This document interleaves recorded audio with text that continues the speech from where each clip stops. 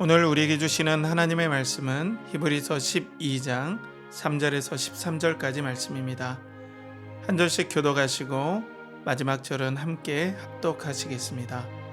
너희가 피곤하여 낙심하지 않기 위하여 죄인들이 이같이 자기에게 거역한 일을 참으신 일을 생각하라.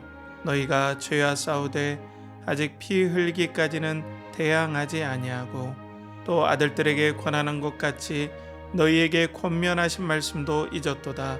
일러스되 내 아들아 주의 징계하심을 경히 여기지 말며 그에게 꾸지람을 받을 때에 낙심하지 말라.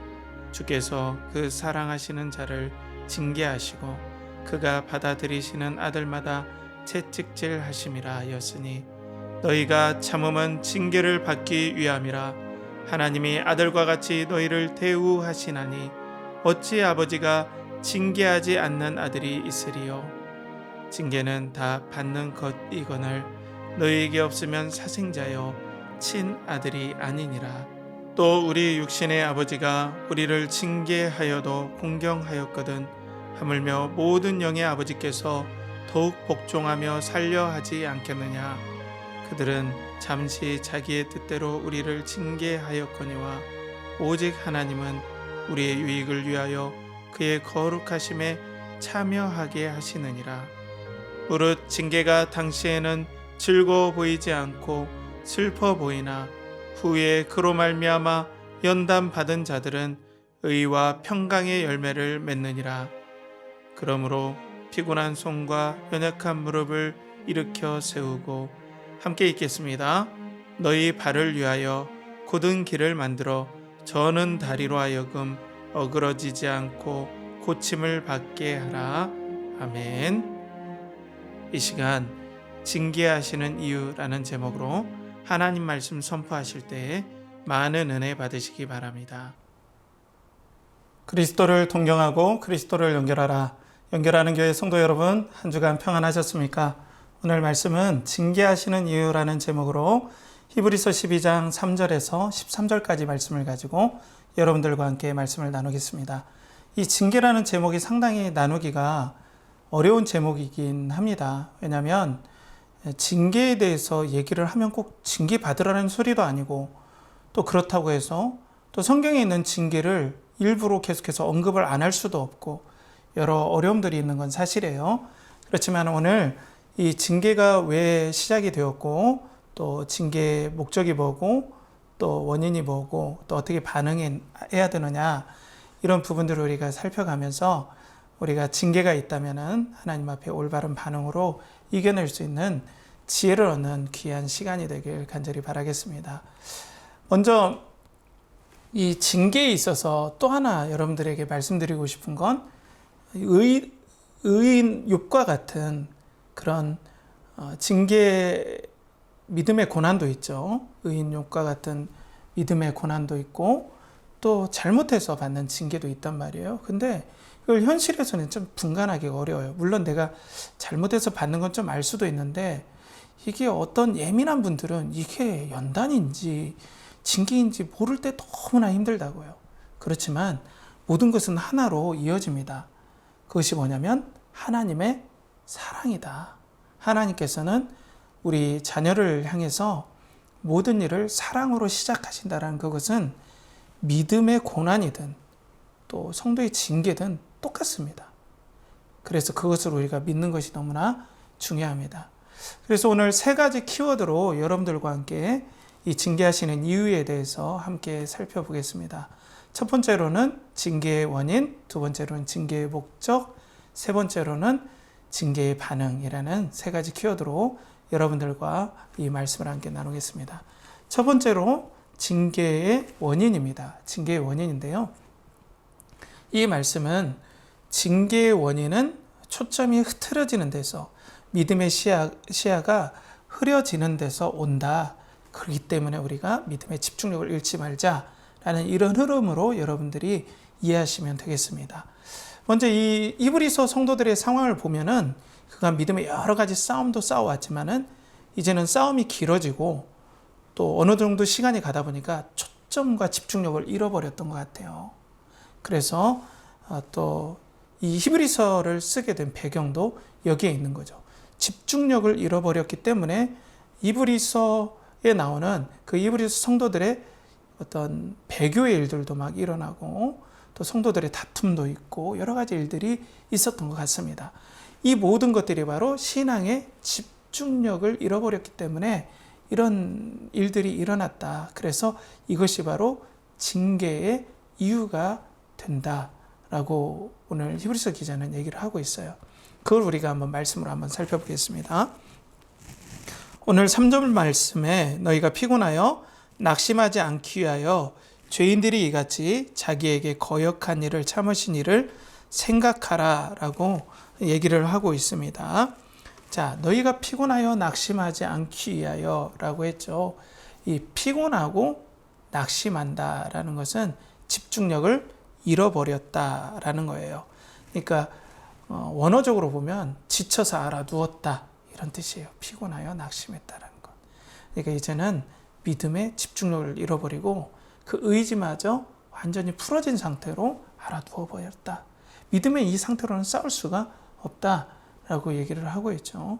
자, 이것이 지금 신앙의 큰 문제가 된다라는 거죠. 그래서 성도들이 죄인들의 이같이 자기에게 거역한 일을 참으신 자를 생각하면서 믿음의 텐션을 다시 한번 긴장감과 집중력을 높여야 된다. 예수 그리스도께서 가신 길을 믿음으로 잘 따라가야 된다라고 지금 히브리서 기자는 계속해서 예수님에 대해서 얘기를 해가면서 성도들을 격려하고 있습니다. 그리고 난 다음에 이 히브리서 성도들에 대한 영적인 책망, 또 목회적인 책망을 더하고 있어요. 4절에 보면 너희가 죄와 싸우되 아직 피 흘리기까지는 대항하지 아니하고 라고 얘기하고 있어요. 너희가 지금까지 믿음의 싸움을 싸웠는데 피 흘리기까지는 싸우지 않았다. 자, 우리 현대적인 상황으로 보면 이 말이 잘 이해가 되지 않을 수 있어요. 이 말은 순교를 각오하고 죽기를 각오하고 너희들은 지금 믿음의 싸움을 싸우지 않았다라는 뜻이거든요. 이걸 바로 지금 현실에 적용하기는 좀 문제가 있습니다. 왜냐하면 그 당시에는 진짜 목숨을 걸어야만이, 그리고 목숨을 걸지 않으면 도저히 이길 수 없는 싸움이었어요. 목숨을 내놓지 않으면 이 고난을 통과할 수 없기 때문에 피 흘리기까지 싸울 수 있는 믿음의 집중력이 요하는데 알아서 누워버린 겁니다. 이건 뭐예요? 경종을 울리는 거예요. 신앙의 위기의 경종이 울려진 거예요. 이렇게 되면 정말로 신앙에 큰 문제가 생기기 때문에 하나님께서 이 연약함, 곧 신앙의 집중력이 흐트러진 성도들을 일깨워 흔들기 위해서 징계가 시작되었다라는 단초를 여기서 보여줍니다. 자, 이 말씀을 보면 좀 히브리서 기자가 냉정해 보이기도 해요. 왜냐하면 너무 힘들잖아요. 지금 성도들이 지금까지 잘 싸워왔는데 순교를 각오해라 라고 얘기를 하고 있습니다. 우리 보기에는 너무나 냉정하고 또 인간미가 없어 보일 수도 있습니다. 그런데 당시에서는 정말 이게 필요했다는 거죠. 그 정도로 이 신앙의 집중력은 성도들에게 너무나 필요합니다. 우리가 지난 우리 교회에서 철로역정 48호 나눔을 가졌었죠. 거기에서 보면은 이 주인공 크리스찬이 꼭 문제가 생기는 건 뭐냐면 신앙의 집중력을 잃어버릴 때 문제가 꼭 생겨요. 좁은 길에서 항상 벗어납니다. 돈의 유혹을 받든지 낙심의 늪에 빠지든지 절망 거인을 만나든지 항상 문제가 생겨요. 신앙의 집중력, 예수 그리스도, 천국을 향해 가는 집중력을 잃어버렸을 때 신앙의 문제가 항상 생긴다는 거죠. 그러면 이 말씀을 우리는 동일하게 제가 여러분들에게 순교하십시오 라고 할 수는 없잖아요. 그건 너무 무리한 적용이죠. 그렇지만 우리가 적용할 수 있는 건 신앙의 집중력을 잃지 마십시오로 적용할 수 있겠죠. 자, 그 신앙의 집중력이 뭐겠습니까? 의외로 단순합니다. 내 정체성에 대해서 분명히 아는 것입니다. 사랑하는 우리 연결하는 교회 성도 여러분, 우리는 하나님의 자녀 아닙니까? 거룩하신 하나님의 백성입니다. 세상에서 우리를 불러내 주셨습니다. 우리는 하나님 나라가 시작된 걸 믿습니다. 그리고 그 나라가 예수 그리스도를 통하여 완성될 것도 믿습니다. 우리는 그리스도와 함께 거룩한 상속자임을 믿어요.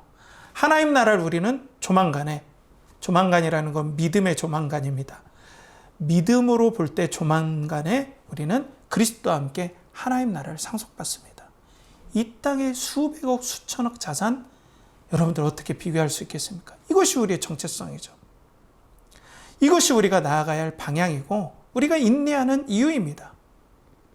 참으면 또한 왕노릇할 것이오라는 디모데후서 말씀처럼 우리는 이 이유 때문에 참습니다. 인내하고 있어요. 그런데 이 집중력이 흐트러지면 알아두어 버리게 됩니다. 꼭 문제가 생기게 돼요. 그래서 징계의 원인이 된다라고 얘기를 하고 있어요. 그러면 우리가 현실을 살아갈 때 성도님들에게 임하는 이 집중력이 흐트러지는 이유가 무엇일까요? 여러 경우가 있지만 제 마음에 한 가지 떠오른다면 막연한 평안, 하나님 없는 막연한 평안을 구하면서 살 때가 집중력이 가장 흐트러지는 것 같습니다. 그냥 세상 사람들처럼 무탈한 삶,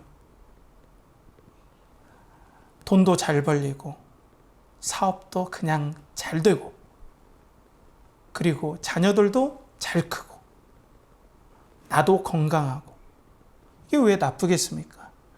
그런데 집중력을 잃은 그냥 막연한 평안이라면 문제가 생깁니다. 왜 그렇습니까?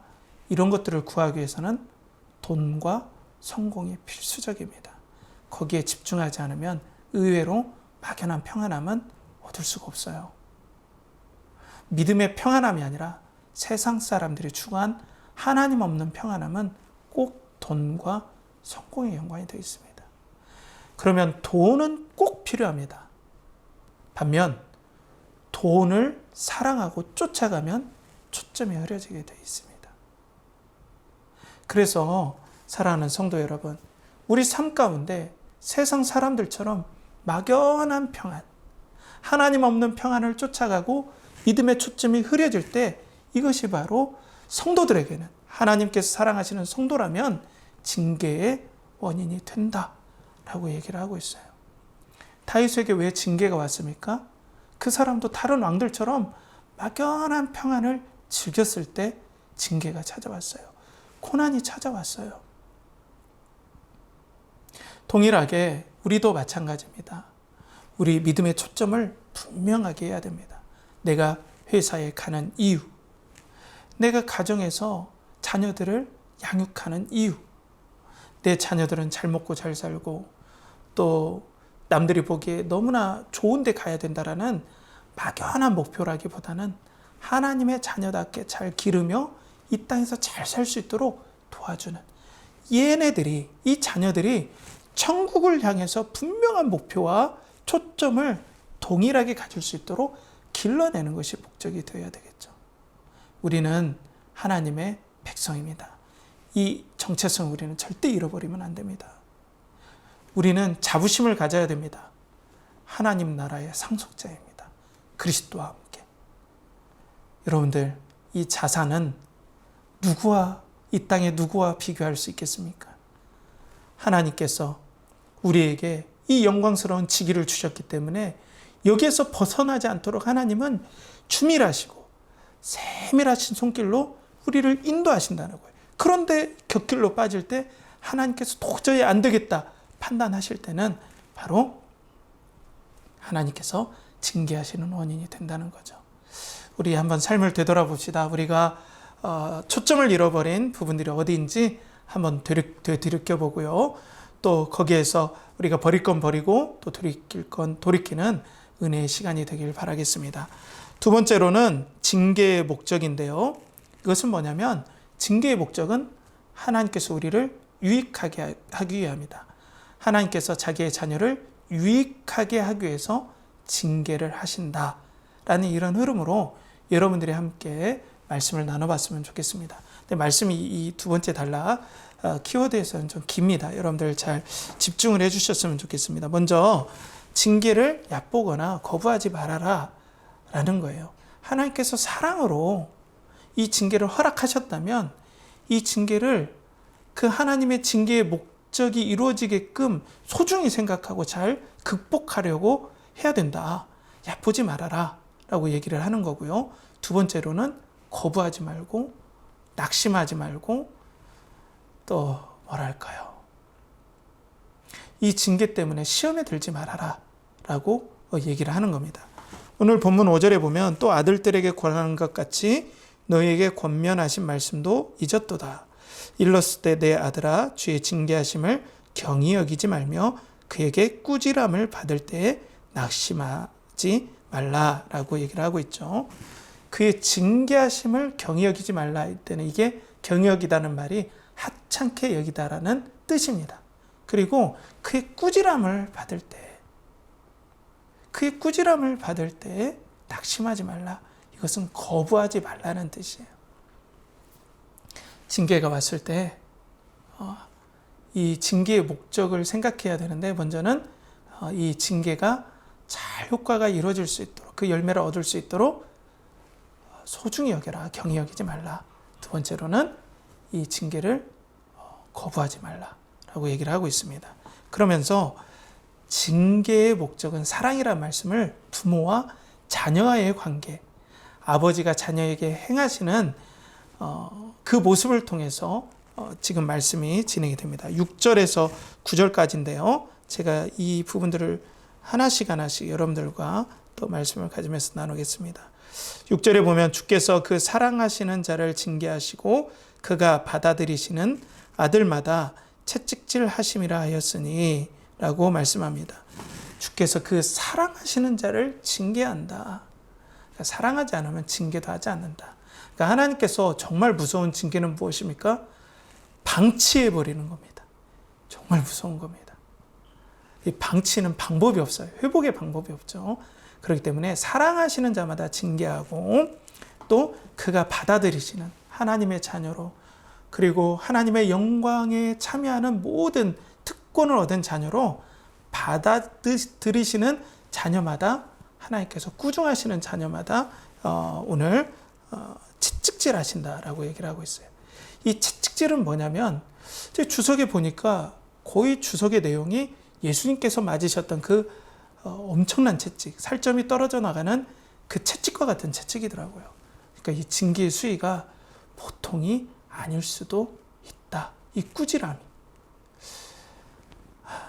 여러분들 정말 징계는 안 받는 게 정말 좋은 것 같습니다.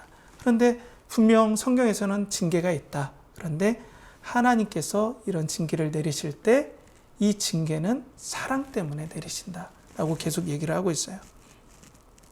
그래서 7절에 너희가 참음은 징계를 받기 위함이라. 하나님이 아들과 같이 너희를 대우하시나니 어찌 아버지가 징계하지 않는 아들이 있으리요.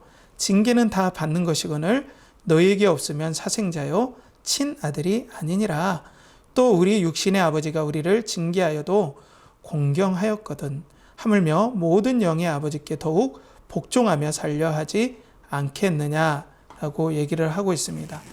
그러니까 세상의 아버지들도 자기의 어떤 양육 철학을 가지고 자녀들을 잘못 갔을 때 징계하지 않느냐. 그런데 완전하시고 우리를 진심으로 사랑하는 아버지께서 신앙의 초점을 잃어버렸을 때 어찌 징계하지 않겠는가. 세상의 육의 아버지라도 그렇게 징계해 주심에 감사하며 공경하거든. 이 징계를 내리시는 아버지 앞에 왜 시험이 드냐. 오히려 공경하고 더 사랑해야 되지 않겠느냐. 그렇기 때문에 시험을 거부하지 말고 낙심하지 말아라. 경히 여기지 말아라. 라고 오늘 얘기를 하고 있습니다. 그리고 징계의 목적은 유익이라는 걸 더 분명하게 얘기를 다음 말씀에 하고 있습니다. 10절에 보면 그들은 잠시 자기의 뜻대로 우리를 징계하였거니와 오직 하나님은 우리의 유익을 위하여 그의 거룩하심에 참여하게 하시느니라. 11절에 부르 징계가 당시에는 즐거워 보이지 않고 슬퍼 보이나 후에 그로 말미암아 연단받은 자들은 의와 평강의 열매를 맺느니라 라고 하고 있습니다. 그렇기 때문에 하나님께서는 세상의 아버지들도 자기 뜻대로 징계할 때 공경하는데 하나님께서는 우리 유익을 위해서 이 징계를 허락하시는데 그 유익 첫 번째가 뭐냐면 거룩함에 참여하게 하기 위해서 이 부분들을 허락하셨다라는 거죠. 거룩함에 참여한다는 건 하나님의 올바른 신앙의 길에 계속해서 가기 위함 이것도 있고요. 좀 더 묵상해 보면 성부와 성자와 성령의 그 깊은 만족의 교제, 행복의 교제에 하나님께서 초청하셔서 하나님과 교제하며 동행함에 참여하기 위함이 바로 이 징계 유익이다라는 거예요. 그러니까 징계받으면서 더욱더 기도하고 성도가 하나님 앞에 나아가서 그 하나님의 영광과 기쁨을 맛보면서 자기가 초점 잃어버린 것에 대해서 다시 생각이 되고 그래서 더욱더 하나님 앞에 회개하면서 돌이키면서 이제는 하나님과 견고한 교제의 관계, 교제가 견고하게 형성이 되어서 이 땅을 살아가게끔 하나님께서 하시기 위해서 이 징계를 허락하셨다. 그래서 거룩함에 참여하는 유익을 얻기 위함이다라는 거죠. 두 번째로는 이 징계를 인내하는 자에게 의와 평강의 열매를 주기 위함이다라는 거죠. 징계의 목적이 유익인데요. 원래 이게 지난 번역에는 의의 평강의 열매인데 이번에는 의와 평강의 열매라고 나와 있어요. 근데 이 의와 평강의 열매에서 이 의는 우리가 흔히 아는 이신칭의 그 의가 아닙니다. 여기에서 의는 어떤 공로를 얘기해요. 열심히 노력한 공로. 그러니까 경기장에서 열심히 선수가 뛰고 난 다음에 상을 얻을 때 그 기쁨, 그 노력들이 바로 이 공로라는 뜻입니다. 그렇기 때문에 열심히 연단을 참고 징계를 정말 잘 참은 그 노력에 그 의에 하나님께서 평강의 열매로 채워주신다라는 거죠. 이게 왜 중요할까요? 정말 이 징계를 잘 참는 사람들은 하나님께서 이제는 다른 시험에 넘어지지 않는 그 마음속에 은혜의 평강들을 허락해 주세요. 쉽게 얘기해서 우리가 주변에 저도 보면 정말 견고한 성도님들이 계세요. 근데 그 성도님들의 삶을 함께 나눠보면 이전의 삶에 엄청난 연단을 받으신 성도님들이 대부분이더라고요. 그런 성도님들이 이제는 정말 하나님의 기도의 자리에 어떤 일이 있더라도 그때 은혜 받고 그때 훈련 받은 그것을 경험으로 해서 흔들리지 않냐고 하나님과 교제하면서 이제는 그 어려움이 자기를 흔들지 못하고 오히려 하나님께 감사하고 평안한 그런 은혜를 만끽하는 걸 많이 봤어요. 그래서 이 땅에서 견고함을 주시고 평강을 주시고 그래서 끝까지 믿음에 갈 수 있는 면역력을 주시는 게 바로 이 징계의 유익이다. 그리고 우리를 바로잡아 주시는 것이 바로 이 징계의 유익임을 볼 수 있습니다. 자, 그래서 우리가 징계에 있어서 절대 낙심하지 말아야 됩니다. 이 징계에서 낙심하는 것처럼 가장 무서운 것이 없죠.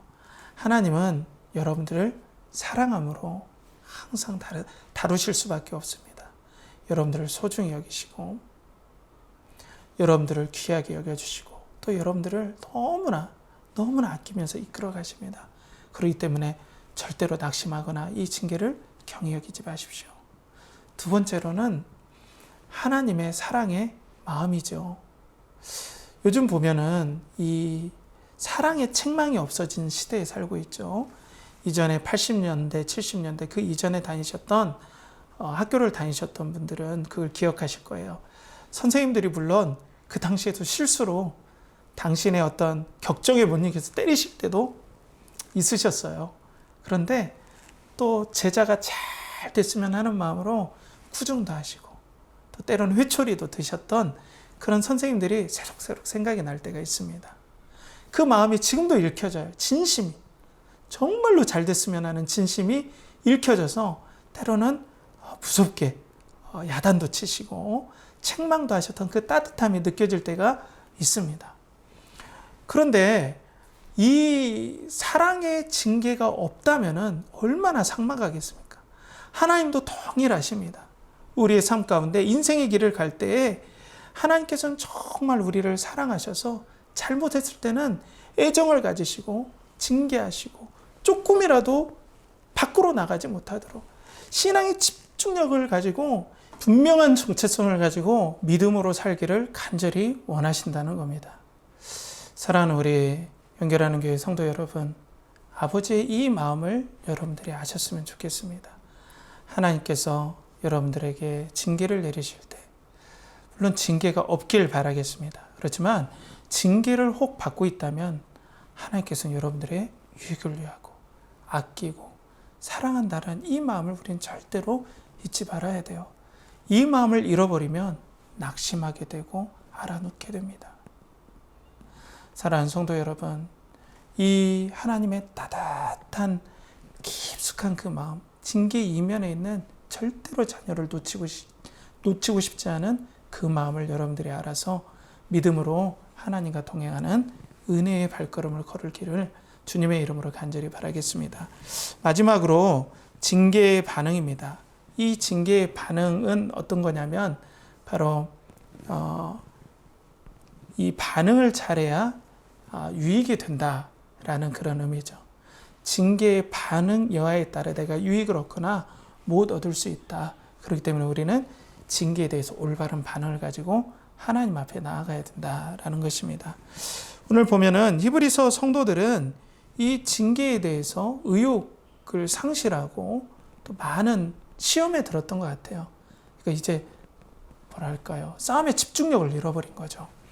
12절에 보면 그러므로 피곤한 손과 연약한 무릎을 일으켜 세우고라고 말씀하고 있죠. 그래서 피곤한 손은 의욕을 잃어버린 상태를 얘기해요.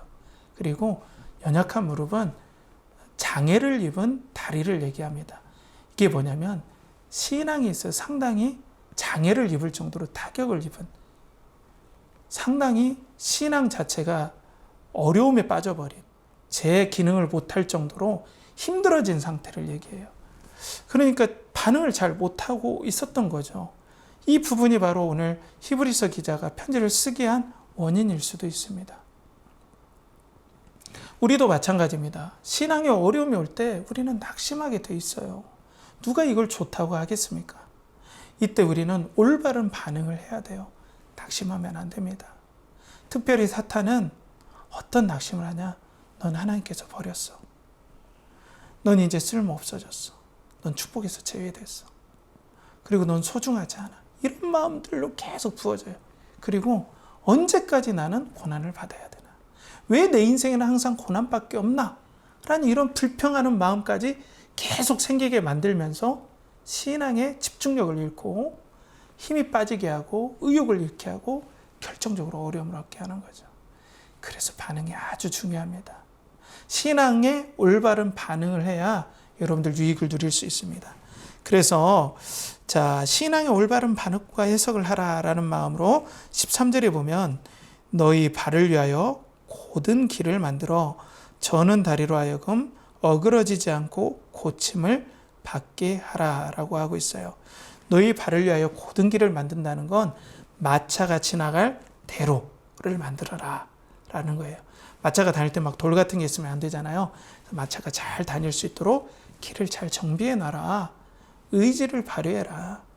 신앙의 어그러진 발이 잘 세움을 받아서 걸을 수 있도록 그 모든 반응을 잘하고 마음을 잘 가다듬어서 그 길을 가라라고 얘기를 하고 있어요. 그리고 난 다음에 저는 다리로 하여금 어그러지지 않고 고침을 받게 하라. 분명한 반응과 그리고 그것을 통하여서 이 징계가 유익을 얻도록 그런 반응을 해라 라고 성경은 오늘 얘기를 하고 있죠. 그런데 이 말씀을 묵상할 때 고민이 생겼습니다. 그게 뭐냐면 힘든데 또 의지를 발휘하라. 이건 너무 가혹하지 않나? 이런 생각이 드는 거예요. 얼마나 히브리서 성도들이 힘들겠습니까? 그런데 지금 다시 연약한 무릎을 붙잡아 일으키고 길을 걷게 해서 고침을 받게 하라. 지쳐 있는데 여기에서 묵상하는데 고민이 좀 됐습니다. 왜 히브리서 기자는 이렇게 강하게 얘기를 할까요? 그것은 바로 신앙의 발, 여러분들의 발 때문입니다. 그래서 보면은 너희 발을 위하여 라고 했죠. 우리는 하나님이 우리의 길을 걸어주시는 것이 아니라 하나님을 의지하며 우리가 믿음의 길을 걷고 있는 거예요. 믿음의 길은 우리가 걷는 겁니다. 우리가 걸어가야 돼요. 철로 역정의 길을 우리가 걸어가야 됩니다. 누가 걸어주지 않아요. 이 걸음을 걷기 위해서는 분명하게 이 길을 정비해 놔야 돼요. 올바르게 걸을 수 있도록 모든 무거운 것과 얽매이기 쉬운 죄를 계속해서 깨끗하게 해놔야 돼요. 그래야 우리가 연단받은, 징계받은 효과를 올바로 누릴 수가 있다는 거예요. 사랑하는 성도 여러분, 그래서 여러분들 믿음의 반응이 이렇게 중요합니다. 여러분들의 발걸음이 너무 소중합니다. 신앙으로 여러분들이 걷는 이 믿음의 길이 소중합니다. 왜 그렇습니까?